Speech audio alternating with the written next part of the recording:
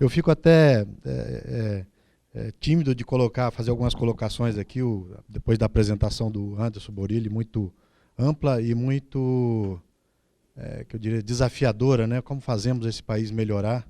O que a gente pode fazer? Uma coisa que eu me lembro é que eu li um artigo há alguns anos de Stanford, e eles diziam quais foram as tecnologias do Vale do Silício, né, que nasceram dentro de Stanford e foram repassadas às empresas do lado. O resto foi desenvolvido por bons alunos formados em Stanford. Ou seja, o que nós temos que fazer é formar bom público, bom pessoal, bons alunos. Ah, tá aí. Tá aqui.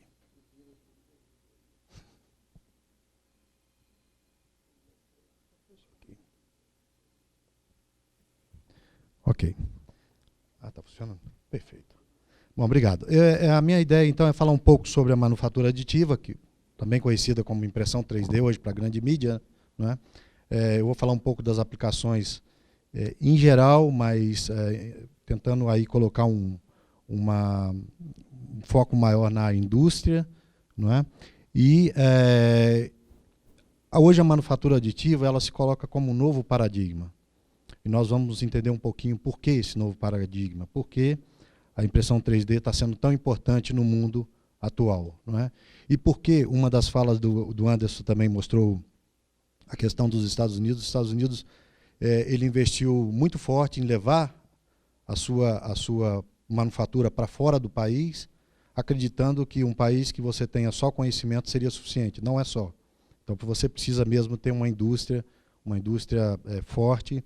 E aí, há 2 anos, o presidente dos Estados Unidos, o Barack Obama, ele disse que essa é uma forma, a manufatura aditiva, ou impressão 3D, é uma forma de trazer empregos de volta ao país, por causa da flexibilidade e por causa do que essas tecnologias oferecem. Eu vou falar rapidamente, o CTI é um dos centros do Ministério da Ciência e Tecnologia, como aqui em São José vocês têm o INPE, né? Um grande centro, nós somos pequenos, comparado com um dos vários centros do Ministério. Dentro, nós estamos localizados na rodovia Dom Pedro, praticamente uma avenida daqui até lá, né? Só muda de rua, né? Você vai na Dutra e depois vira à direita e você chega no CTI. Então, nós estamos localizados aqui em Campinas, uma região boa também, bastante interessante do ponto de vista tecnológico. Dentro do CTI nós temos 12 divisões tecnológicas, são divisões basicamente na área de tecnologia da informação, desde a área de microeletrônica, componentes, a área de software.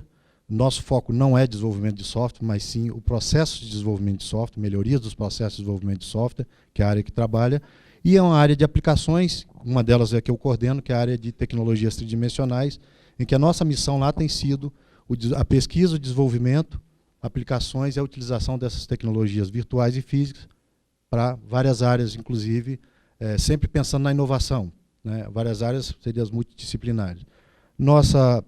Diferentemente da universidade, nós não temos alunos lá dentro, nós temos alunos das universidades que vão para lá, como estudantes, como colaborações. Então, nós temos uma colaboração forte com universidades em vários níveis, né? Nós temos a colaboração também grande com indústrias, desde a parte de serviços, consultoria, a própria Embraer, quando vai comprar alguns equipamentos deles, eles sempre vão lá, visitam a gente conversa sobre isso.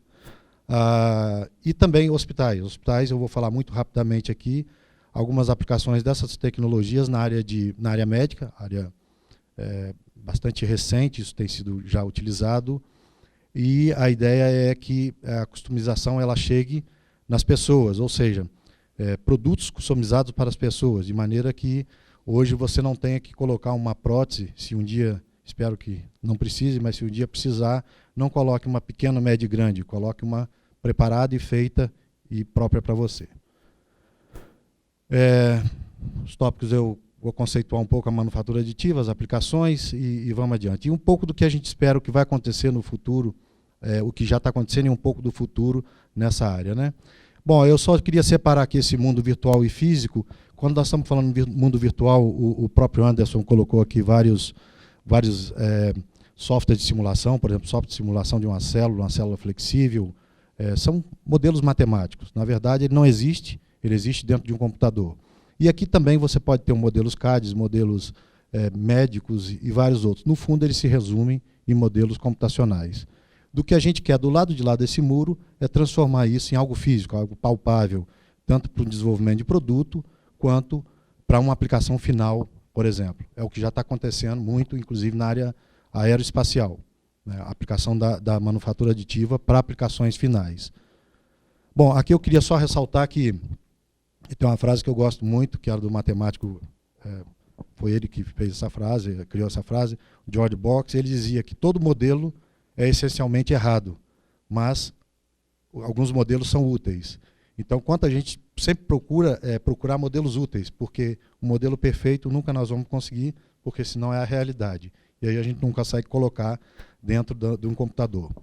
Bom, o que é então a manufatura aditiva, a prototipagem rápida, que o próprio Anderson citou esse nome aqui, impressão 3D e vários outros nomes. Hoje, a STM nos Estados Unidos, em conjunto com a ISO, eles padronizaram o nome manufatura aditiva, ou seja, essa é a tecnologia do momento.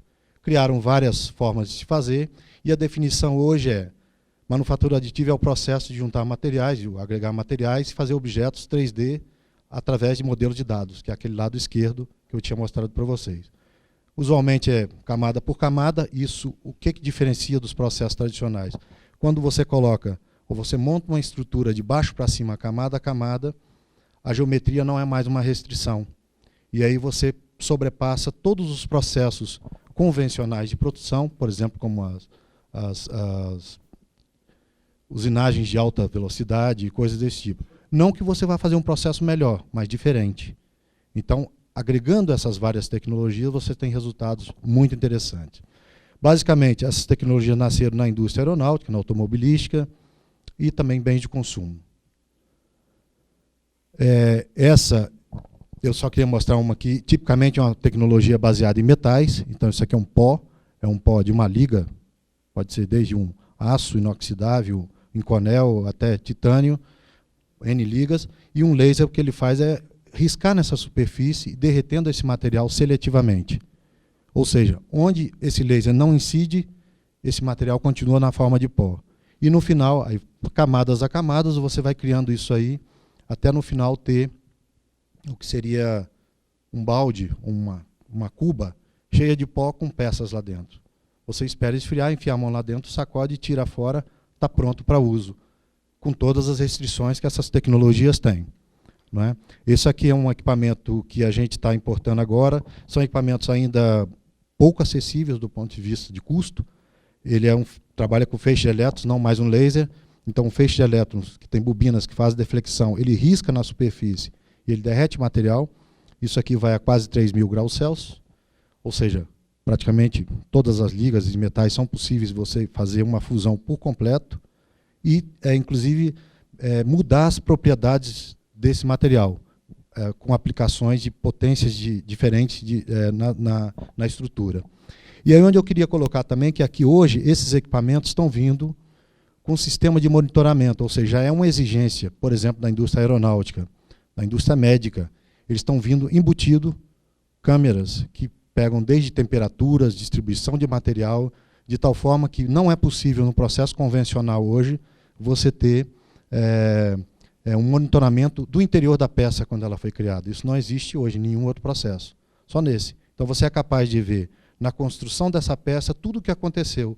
Qual é um problema? A quantidade de dados que começa a ser gerada é absurda, mas também uma quantidade de dados muito grande que você vai poder melhorar esses processos cada vez mais. E imagina, por exemplo, uma prótese, um avião. Um avião, se não me engano, você tem que guardar informações e projetos durante 30 ou 40 anos, uma coisa assim. Não é? Imagina guardar 40 anos de uma única peça que você fez nesse processo, tudo isso aí. Então, isso vai gerar uma quantidade de dados absurda que, naturalmente, vai ter que ser trabalhado também no futuro pelo pessoal de TI.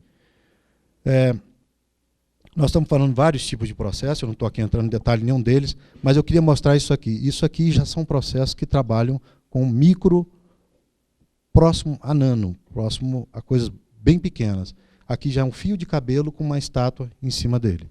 Isso foi feito usando resina, não foi feito no CTI, isso é feito no Laser Center de Hannover, na Alemanha, utilizando o processo de polimerização por 2 fótons. Aí a pergunta vem, para que serve isso? Para que eu quero fazer estruturinhas tão pequenas desse tamanho? Eles também não sabem. Mas eles já estão adiante, eles já têm uma resposta para uma pergunta, né, que ainda não tem, você não sabe ainda o que fazer. Aqui, há alguma resposta para essa pergunta deles. Isso aí é um trabalho que a gente tem feito em colaboração com a Grécia, Lituânia e a Áustria. São estruturas, essas estruturas não dá para ver direito, é como se fosse uma bola de futebol com vários ganchinhos, e é como se fosse um micro carrapicho. Ele tem 200 microns de diâmetro, e qual é a proposta? É que ele seja encapsulador de células. Para várias aplicações, uma delas, por exemplo, uma vez que eu estava no INCOR, há pouco tempo, e aí estava o professor Krieger, ele é da área de coração, né, naturalmente, e ele olhou e falou assim, puxa vida, é isso que eu precisava a vida inteira, uma jaulinha para colocar minhas células lá dentro. Porque quando eu faço uma terapia celular, que eu aplico a célula nesse paciente, elas ficam ali uns dias, depois elas vão embora. Eu quero que elas fiquem ali. Está aí, uma solução que a gente, sem querer, também descobriu que pode ser útil, e tem um aluno de doutorado começando esse trabalho, pós-doc, aliás.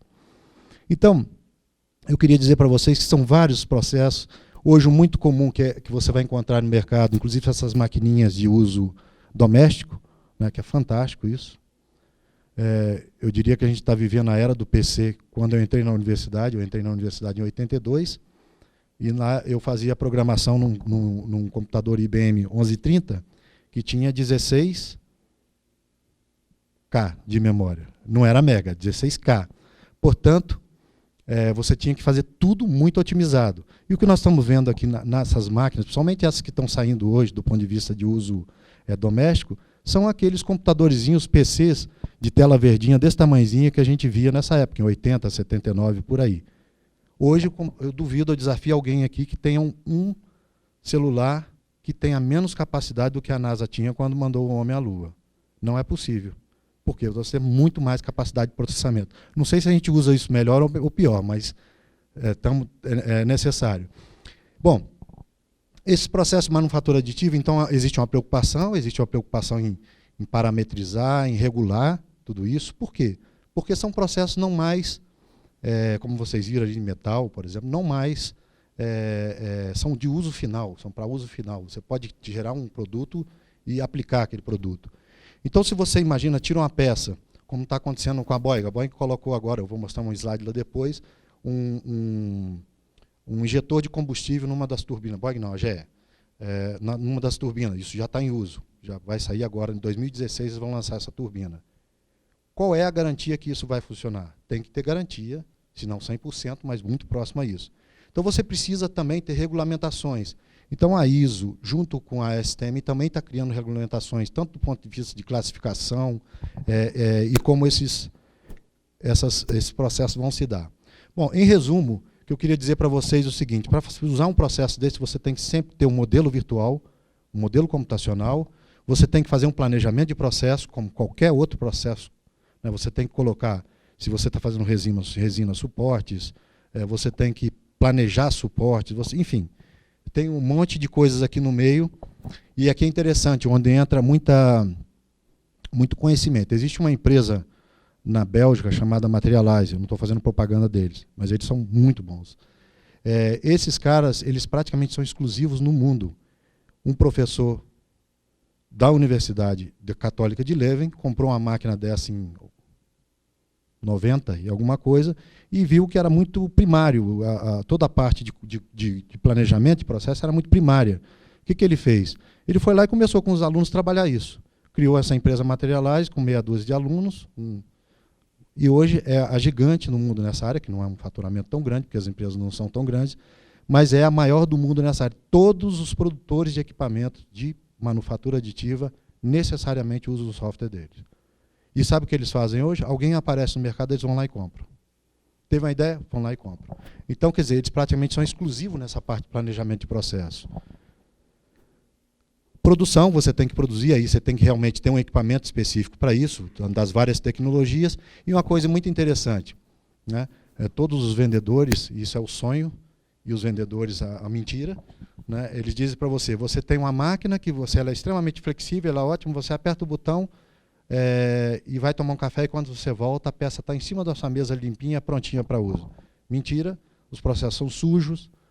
Se você for lá no nosso laboratório no dia que não tem visita, você vai ver sujeira no chão, vai ver pó no chão, Por quê? Porque eles estão trabalhando, aquilo derrama, não tem jeito, tem ambiente que tem que ser controlado. Essas máquinas, por exemplo, que trabalham com material metálico, principalmente titânio. Titânio é energia praticamente na forma de metal.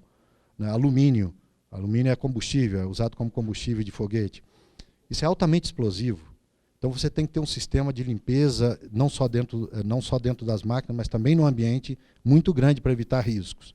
Então não são os processos também mais bonitos e mais limpos, eles têm os seus problemas. Né? Bom, do ponto de vista de tamanhos, né, a gente pode olhar, hoje já tem na China, na Holanda, na Califórnia, o professor Kochnev, já há muitos anos, trabalha com a possibilidade de se fazer casas diretamente em impressão 3D. O que é isso? É o que você já tem hoje, é um robô pórtico desses de grande XYZ, que é capaz de ir fazendo deposição de material controlada. Basta você programar ele para fazer automaticamente. É fácil? Não, porque senão todo mundo já tinha feito. Né? Mas é uma solução viável, factível. E aí você passa por tamanhos normais, aqui uma pequena turbina que ela é funcional, e aqui, ultimamente, o pessoal de Almaden, nos Estados Unidos, eles criaram uma capa da National Geographic com 11 por 14 microns, manipulando átomos. Isso é 2D, mas não duvide que em pouco tempo, eu diria que em poucos anos, isso aqui vai virar 3D. Então você vai ser capaz de manipular átomos e fazer, por exemplo, estruturas 3D do jeito que você quer, no material que você quer, depositando onde você quer. Isso muda muito, inclusive a questão de você ter, por exemplo, nanorobôs, nanoestruturas aqui. Né? Os materiais mais usados nessa área são polímeros ou plásticos, metais tem uma grande gama de materiais, compósitos, ou seja, mistura entre eles, cerâmica está indo fortemente também, porque cerâmica são peças muitas vezes funcionais, peças de alta exigência de processo, e um processo muito interessante que são os biomateriais. Não só biomateriais plásticos ou metálicos, mas também materiais biológicos. Se eu posso manipular estruturas pequenas e depositar do jeito que eu quero, também há a possibilidade de eu manipular esses materiais sob forma de células ou microtecidos e formar, por exemplo, um tecido humano. Isso é a biofabricação. É uma daquelas áreas lá, das várias áreas que o Borilli colocou lá, biofabrication, nanofabrication, coisas desse tipo. Então, essas tecnologias, no geral, elas vão dar muita flexibilidade a essas produções. Bom, aqui eu não vou passar naturalmente individualmente uma delas, mas eu diria para vocês que são pelo menos 10 aí, uns itens, né, que a manufatura aditiva ajuda muito. Primeiro é a complexidade, quer dizer, a complexidade da geometria que você está produzindo, ela pode ser a maior possível. Por quê? Porque ela sai automaticamente. Eu posso fazer, por exemplo, uma estrutura dentro de outra, sem ter restrição nenhuma, enquanto que eu nunca poderia fazer usando um processo convencional. A variedade de peças. Eu tenho uma máquina que faz qualquer coisa. Ela não é específica para fazer um tipo de peça. Faz qualquer coisa. Mas ela é muito rápida? Não. Então você tem uma solução de compromisso também entre isso aí. Você pode ter peças que eu vou mostrar mais adiante que não precisa montar e vai por aí. E mais agora, aí abre um desafio para o pessoal da área de projeto, de mecânico, o pessoal que desenvolve CAD, sistema CAD, por exemplo. Produzir sistema CAD que são capazes de projetar peças para esse tipo de processo, porque hoje os sistemas CAD são feitos para se produzir para os processos convencionais. Né? Então, aqui também, você que seria a habilidade zero de manufatura, ou seja, você não precisa de alguém que tenha uma habilidade tão grande, você basta projetar e mandar para a máquina, ela faz. E vai aí sucessivamente vários itens. Né? Muitas composições de materiais, ou seja, é possível também chamar materiais de grau funcional, eu partir de um material e chegar em outro, misturando no meio nas proporções que eu quero.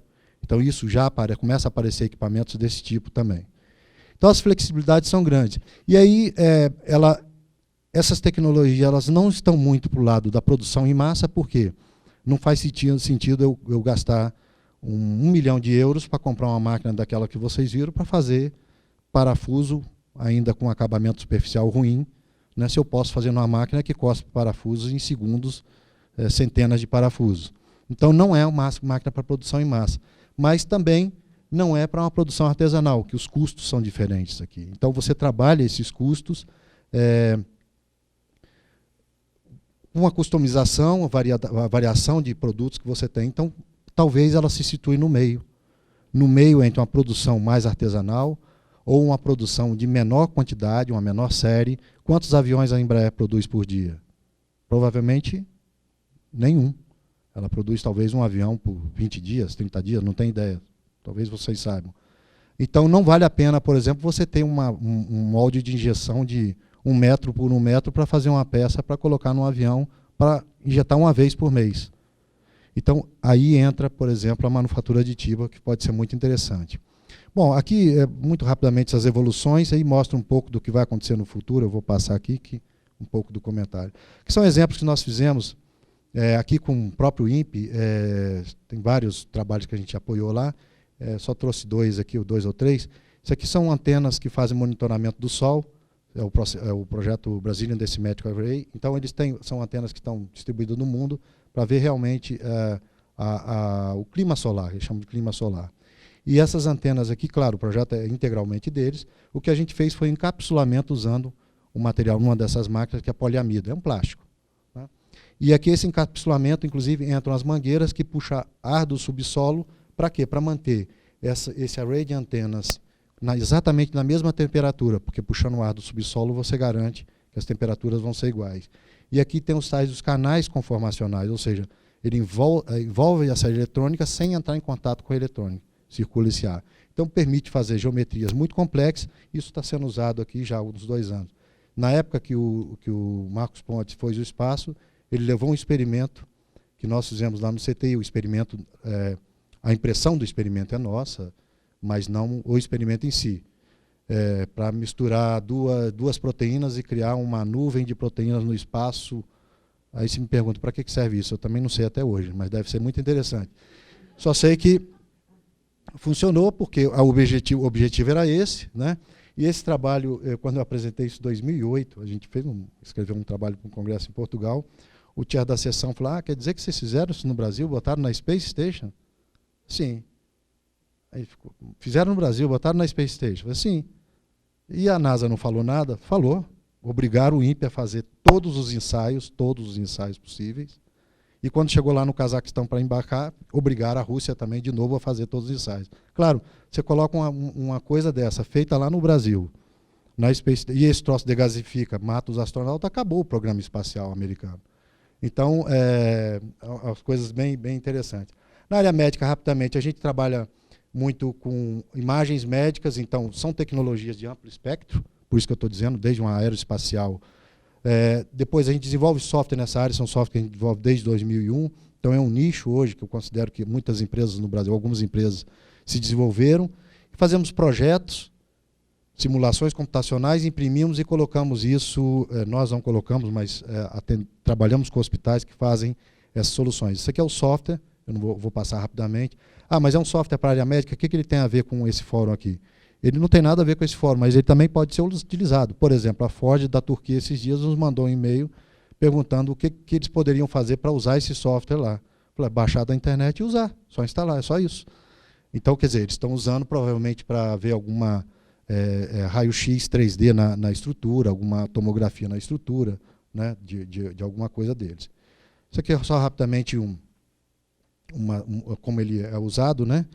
Poderia ser uma microtomografia, poderia ser uma ressonância magnética. Então, basicamente, o que esse software faz, ele pega imagens, você segmenta, separa tecidos, separa estruturas, separa materiais, e, portanto, gera esse modelo 3D, aquele virtual que eu tinha dito para vocês, um modelo matemático que pode ser impresso depois.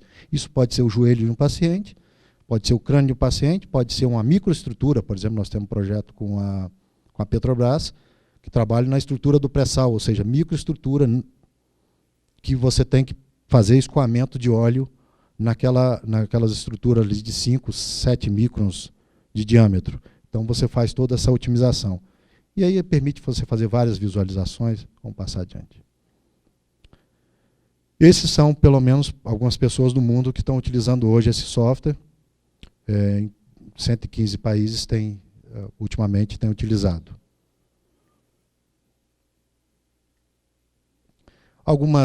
Eu comentei sobre a parte de metal, alguns trabalhos que a gente tem feito na área odontológica, não vou entrar em detalhes, algumas coisas para cirurgia, cirurgia de coluna, né? Esse aqui, eu não sei se vocês conhecem, está meio claro, é o João Carlos Martins, é o pianista, aquele que sofreu vários acidentes, vários problemas.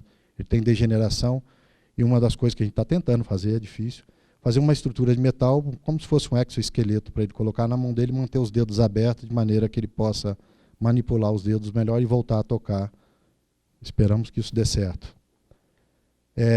Cirurgias de joelho, isso aqui não é produto nosso, mas também você vê o seguinte, isso já foi aprovado nos Estados Unidos, então hoje esse tipo de prótese, artroplastia total de joelho, você já pode fazer uma coisa customizada àquele joelho daquela pessoa e no lado específico. Valor agregado. Quanto custa isso e quanto custa isso? Provavelmente aqui custa muito mais, né? Aliás, o valor do produto é muito maior no mercado porque ele tem um apelo maior. Customização de massa. Mesma coisa, cirurgia de coluna, né? Você pode hoje, essa empresa também recentemente teve a aprovação do FDA nos Estados Unidos. Aqui um exemplo nosso lá de trabalho, de um garoto, na época que ele teve um acidente, a moto foi atropelado por uma moto, e como ele tem um crânio que ainda cresce, você precisa colocar uma prótese que não vai retardar o crescimento do crânio dele.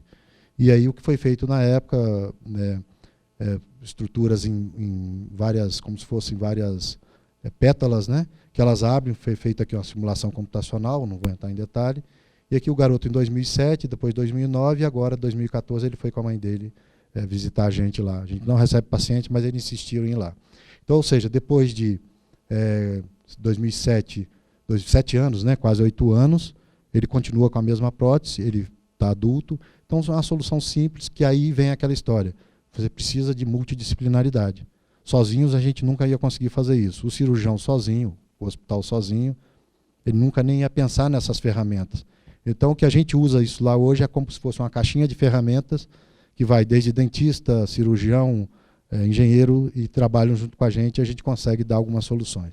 Esse foi um caso, como é aqui o Secomp, é uma empresa incubada aqui, incubada cirúrgica central, do Paulo Nasi.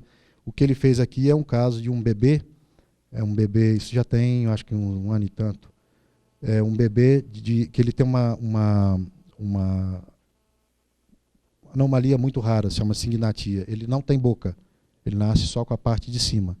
Então o que ele fez foi criar uma boca, uma mandíbula artificial para esse bebê, usando, eu não botei aqui porque os modelos são muito feios, usando essa tecnologia para poder ter uma referência mais próxima, onde ele vai cortar, o que ele vai fazer, porque ele tem que tirar osso de outros lugares. É realmente uma reconstrução terrível.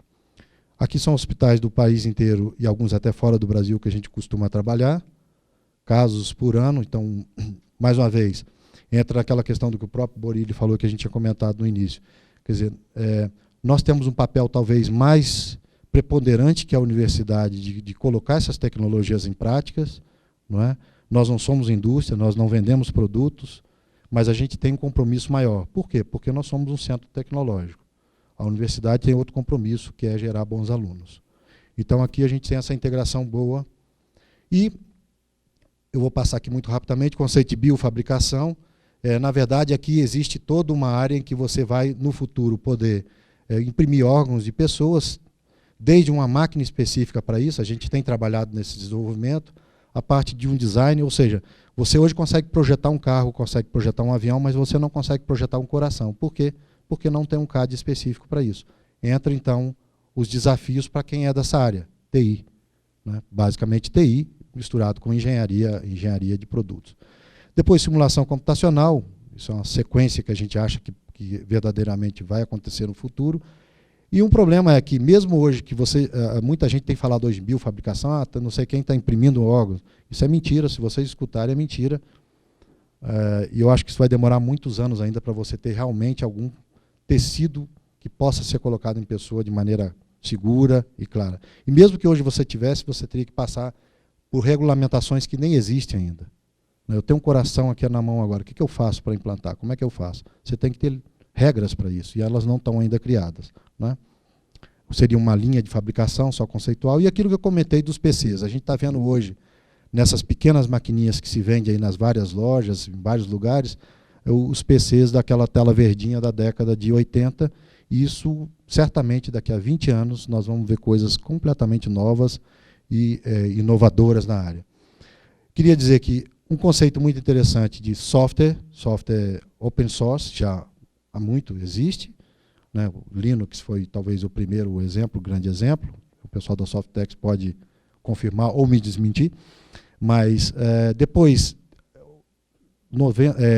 2005, 2006, começou um pouco o movimento dessas impressoras, aquelas que eu mostrei, hardware aberto, e agora, já de 2 anos, 3 anos para cá, design aberto. Ou seja, você coloca o seu design na rede, alguém pega, modifica, traz de volta, e assim vira um negócio.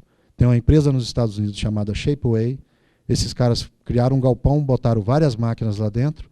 Então você compra, eu quero comprar um anel. Aí você vai lá, compra o anel, pega o projeto, mexe nele e coloca de volta. E fala, olha, pode vender o meu projeto que eu modifiquei. Então eles vendem, imprime e manda para sua casa, por exemplo, no material que você quer. Então você criou uma outra forma de fazer negócio, está criando outras formas de fazer negócio. E aqui, essa empresa, Local Motors, eles chamaram a comunidade mundial, desenvolveram um projeto de um carro. Esse carro foi homologado nos Estados Unidos, que criaram isso, diz eles, em 14 semanas, e você pode comprar um kit e montar em casa, se você quiser, esse carro. E muitas peças deles são feitas em impressão 3D, muitas. O que é interessante nisso? Se você for lá na internet, eu não quero nem falar com esses caras, se eu for lá na internet, está lá, desde o parafuso até o motor, tudo. O Bill of Material está tudo lá, tudo, completo. Então, quer dizer, o que eles ganham com isso? Certamente eles ganham, eles não querem ser do tamanho da GM, não querem ser do tamanho da Volkswagen. É uma outra forma de fazer negócio, né? Mais recentemente, isso eu dei uma palestra num evento de logística, aí eu falei, o que eu vou falar de logística, né? Fui lá ver, a UPS tinha acabado de criar um centro de logística, porque eles estavam preocupados com a questão da impressão 3D, você não transportar mais materiais, não transportar peças, transportar materiais para alguns lugares e fazer peças onde você precisa. O que aconteceu? Isso foi 2013. 2014, quando eu estava próximo a esse evento que eu fui olhar, eles, em setembro de 2014, eles já criaram 100 centros desses, ou seja, de 1 passaram para 100 nos Estados Unidos. O que eles fazem exatamente, eu não sei, eu não tive muito cuidado de olhar com detalhes, mas eles estão fazendo impressão 3D aí para evitar transporte de coisas. O negócio deles é transporte. A Singapura tem um relatório recente deles, Singapura é um país de logística, né, um relatório recente que eles dizem o seguinte, se a gente não abrir o olho para isso e não entrar nessa nova tecnologia, nós corremos um risco muito grande por ser um país de logística. Então, é a ideia de que no futuro você vai realmente transportar projetos e não mais peças de reposição como é feito hoje, né?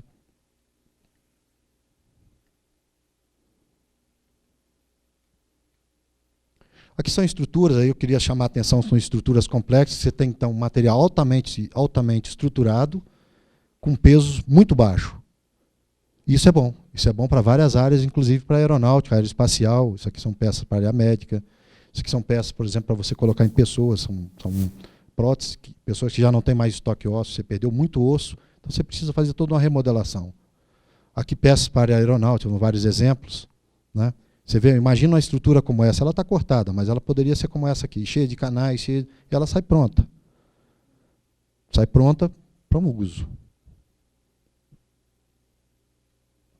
E aqui já alguns testes feitos aqui no caso pela NASA, são injetores de foguetes em subescala, né, que funcionam, testaram.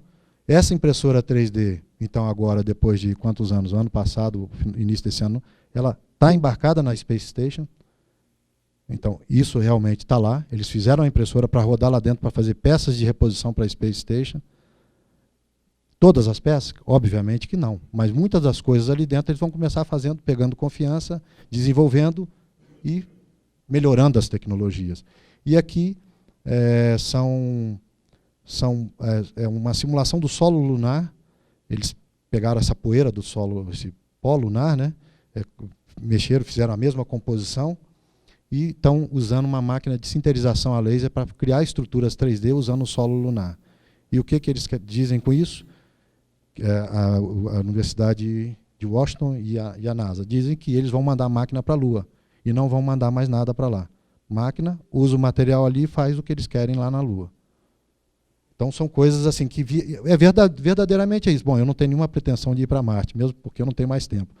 Mas se você, por exemplo, tiver que fazer uma viagem para Marte que leva 2 anos, sei lá para onde for, como é que você vai mandar uma peça de reposição no meio do caminho? Olha, quebrou aqui o injetor de tal coisa, dá para mandar um da Terra? Não dá, você tem que fazer localmente.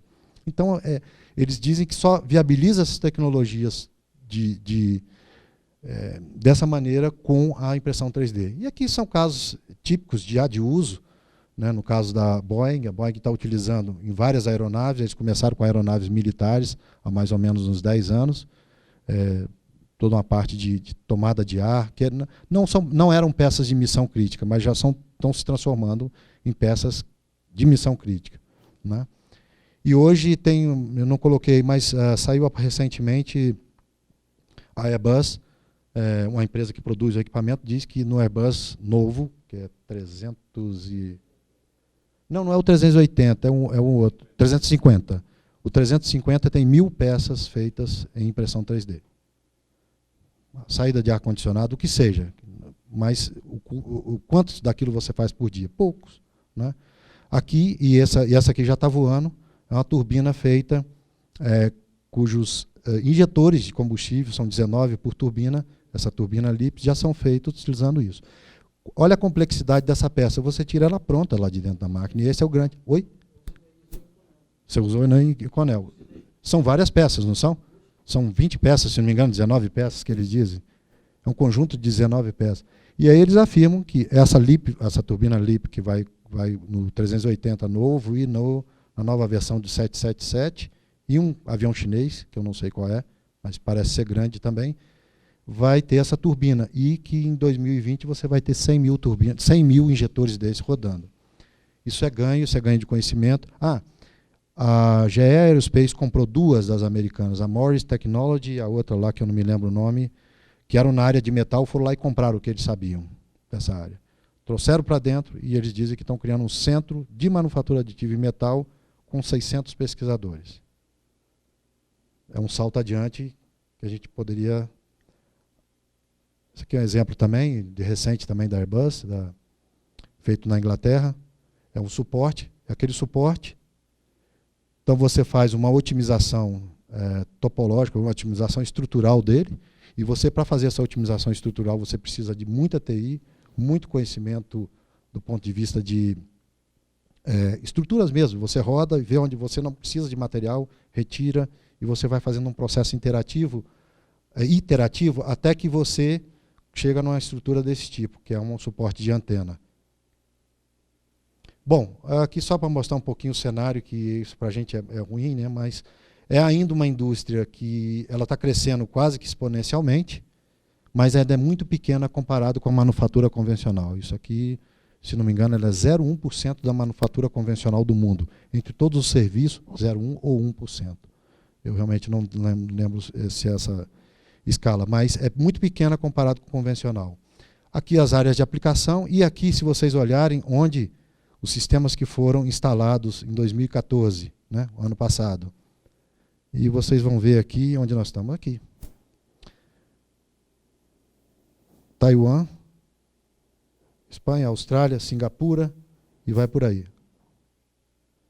Canadá e outros. E os Estados Unidos disparadamente. Ou seja, Alemanha e Estados Unidos são os países dominantes no mundo hoje nessa área. Alemanha, em especial na área de metal. Então, eles estão no salto, estão adiante. Suécia, a parte de feixe de elétrons, como mostrei. Mas o mais interessante, essas empresas, principalmente as de metal, estão crescendo 70% ao ano. Ano passado cresceram 70%, numa Europa em crise. Então, o negócio parece ser muito realmente promissor. Bom, já comentei tudo isso. Não queria me estender mais. Obrigado pela atenção.